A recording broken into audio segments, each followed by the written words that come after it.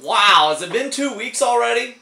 My name's DeWayne Butler. I'm with Castles and Attics. I've had a good time riding around Indiana, pulling things out of people's houses, going to local antique shops, malls. Basically, it's been a really fun couple weeks since I brought you some of my last episodes. I have a ton to show you and a ton I'm not going to show you, but let's dive right in and just have a good time. In the oh my god, what are you going to do with that category, I have this. Can you see it? Hard to, isn't it? So I walk through them all, and here it is, a really worn down, big glob of glass, probably from the 1870s, 1880s. You can see all the imperfections and bubbles and tons of wear marks. Can you see all the wear marks there? I learned about wear marks a long time ago.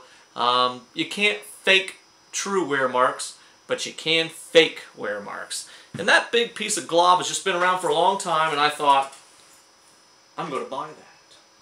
And I just want to hear, what did you buy that for? What are you going to do with that? I have no answer. But the rest of it, maybe I do. Hey, let's go right into the Italian work. Here it is.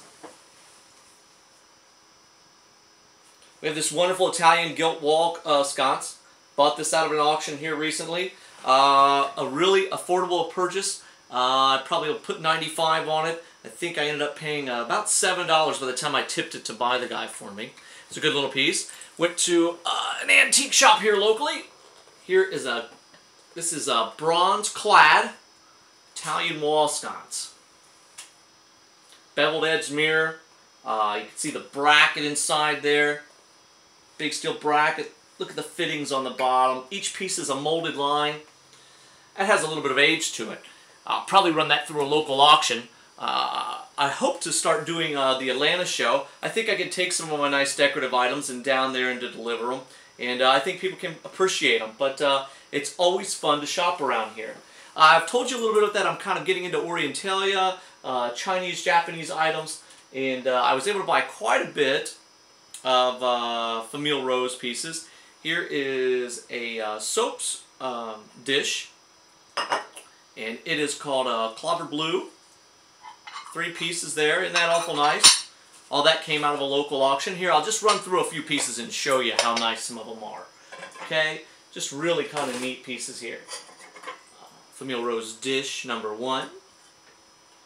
Here's another prettier dish number 2. Isn't that great? Isn't that great? One of my favorite designs I've learned about, 1,000 butterflies. How pretty is that? Look at all the butterflies all the way around. I picked up a rare dome-topped coffee pot with the dome lid. A little rarer to come by than the others. Probably 300 to 500 there. And either this could be called a taza or a compote. I once went to a man's house. He called everything a taza. And I had to write down each piece as a taza. 1 famille rose taza. Got it. So to me it's a taza or a compote. I just can't break myself of that. Some of us have some insights to that. Here, Chinese oxblood lamp. $15. $15. I mean, this is easily $100 $250. Just a beautiful lamp, all traditional. Shows you what's around here sometimes. One last wood block again. I showed you one of the wood blocks I bought a while back. Here's my latest find, another wood block with the bird in it. Can't find this one yet. If you know it, let me know. Really appreciate you telling me. Let's go on to some folk art pieces. Glück auf. Basically, the German miners would say that, meaning basically going up, good luck, going up. And here is a chip card frame. All from, it's chip card appeared 1907, 1910, haven't figured that out. If you look through these details here, it's all little mining situations. There's people climbing up, digging holes. There's the railway cars. This is really cool. I have no idea what the 1907, 1910 resemblance is, but to have something chip carved and say Glück auf on it, it's really an exciting piece. Let's go into more of my folky art pieces here. Here is a chip carved lamp, horse lamp. All signed on the bottom. I got this out of a little consignment shop here. It was actually one of those little flea market places. It was a $1 bill, all hand carved. I'm just thinking dollars all the way around. Hey, here's something I really like to buy, that turn of the century porcelain that doesn't always have the flowers on it, but has the Nouveau style. I don't like the pretty flowery pieces, but I like the Nouveau pieces and the arts and crafts looks on some of these. Here's a great handled basket. I bought this and probably about 10 other pieces at a local auction here just last weekend. Okay, as we're moving right along, I'll show you some of my paintings. Okay, thanks guys for sticking with me. This was one of the Springfield finds. I didn't show this last time. Here's George Hammond. And on the back it says, property of Sylvia Marburger given to her by me, meaning Mr. Hammond, and he signed it on the bottom, and he gave that to her in 1908.